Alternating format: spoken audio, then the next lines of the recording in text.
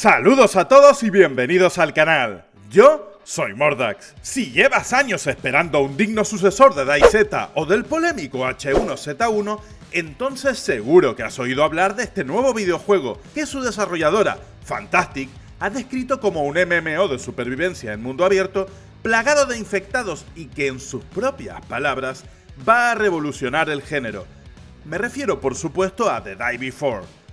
Si no sabías nada sobre este título, en unos momentos te pondré al día de todos los detalles, pero antes les voy a revelar la fecha final en la que se va a realizar el tan esperado mega evento que dará respuestas a muchas de nuestras preguntas. Si bien la desarrolladora de este nuevo survival shooter multijugador ha permanecido en silencio, la editora del videojuego, Maitona, publicó en su cuenta de Facebook un short, muy short, donde confirmaban que en el mega evento revelarían la fecha de lanzamiento oficial de The Die Before.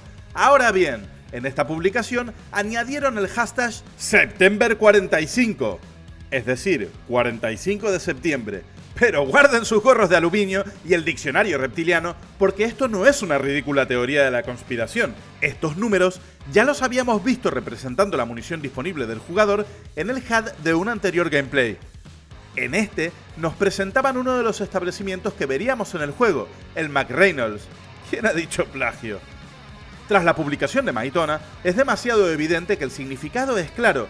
15 es igual a 45, y teniendo en cuenta que septiembre tiene 30 días, el 45 de septiembre sería el 15 de octubre.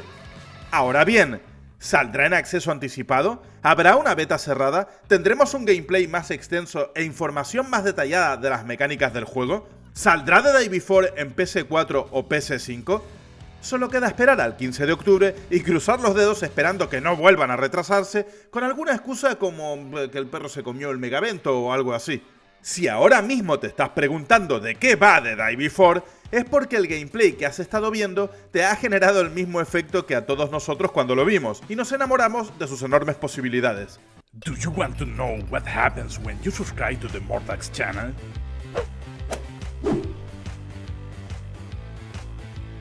Everything happens. Suscríbete y dale a like. The Die Before, tal y como reza su página de Steam, es un MMO de supervivencia y mundo abierto que transcurre en una América post-pandémica, plagada de personas infectadas y antropófagas y de supervivientes que se matan entre sí para hacerse con comida, armas y coches.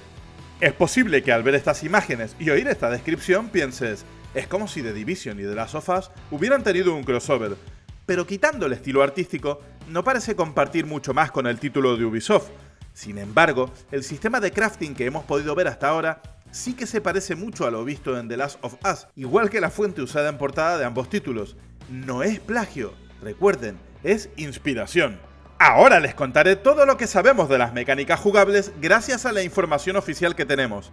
Si bien los gráficos llaman inmediatamente la atención por su calidad, y nos hacen preguntarnos qué clase de monstruo necesitaremos para cumplir con sus requisitos mínimos, los desarrolladores han querido señalar que el apartado sonoro está siendo especialmente cuidado para que el jugador interprete el entorno de la forma más realista posible, motivo por el cual tendremos un HUD muy minimalista con la información más básica como nuestra temperatura corporal, hidratación y energía.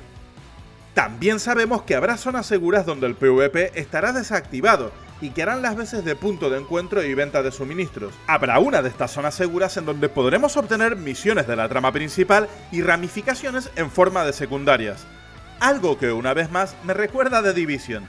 No solo podremos comerciar entre jugadores, sino también con NPCs, que te comprarán toda esa basura que has ido recolectando y cargando durante kilómetros, pese a las súplicas del resto de tus compañeros. Para almacenar todas esas cosas que afirmas que algún día vas a usar, podremos construir bases usando un sistema que, según sus creadores, se parece más a Animal Crossing que a otros juegos de supervivencia. Hablando del equipo o de las armas para ser más preciso, el gameplay parece muy pulido y en este sentido, cabe destacar que una vez que derribemos a un enemigo, tendremos a nuestra disposición ejecuciones o fatalities que dependerán del tipo de arma que tengamos equipada, del entorno y de nuestro nivel de sadismo. Si por el contrario lo que te gusta es forjar amistades unilateralmente involuntarias, podrás atar y secuestrar a otros supervivientes para enseñarles que el verdadero tesoro es la amistad. Pero ten en cuenta que habrá un sistema de karma, así que esto incluirá mecánicas que supongo no serán muy favorables para aquellos dispuestos a interpretar su mejor performance de Negan o el Gobernador. Pero no solo tendremos que preocuparnos de otros supervivientes, ya que por supuesto estarán ahí los zombies, cual comercial de Herbalife para comerte la cabeza. Han asegurado que si bien habrán varios tipos de infectados, la variedad irá en función de diferentes tipos de complexión, evitando ser demasiado creativos con estas criaturas para mantener el nivel de seriedad e inmersión. En cuanto al equipamiento, dispondremos de los clásicos espacios para arma principal, arma secundaria, casco, chaqueta, pantalones, mochila y armadura. Han afirmado que si bien una chaqueta te protegerá del frío y un chaleco antibalas te dará mayor protección ante las mismas, no habrá bonificaciones irreales como más vida en unas botas o mayor índice de críticos en una camiseta. También se han descartado los niveles o cualquier tipo de clases para evitar desbalances entre los jugadores. Del mapa podremos deducir que es lo suficientemente grande como para justificar la inclusión de los vehículos que dispondremos para recorrerlo.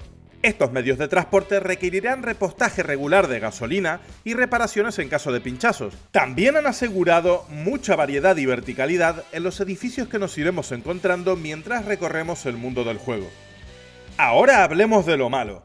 Fantastic solo tiene a sus espaldas dos juegos más bien mediocres, aunque no del todo desastrosos a sus espaldas.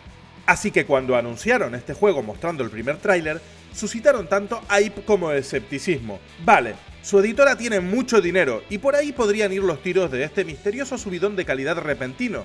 Lo que ocurre es que los frecuentes e inexplicables retrasos acompañados de excusas flojas y un terrible manejo de la generación de expectativas ha hecho que mucha gente acabe cansándose un poco de que los vacilen, y a una gran parte de la comunidad ya se le ha bajado la emoción. ¿Qué pienso yo?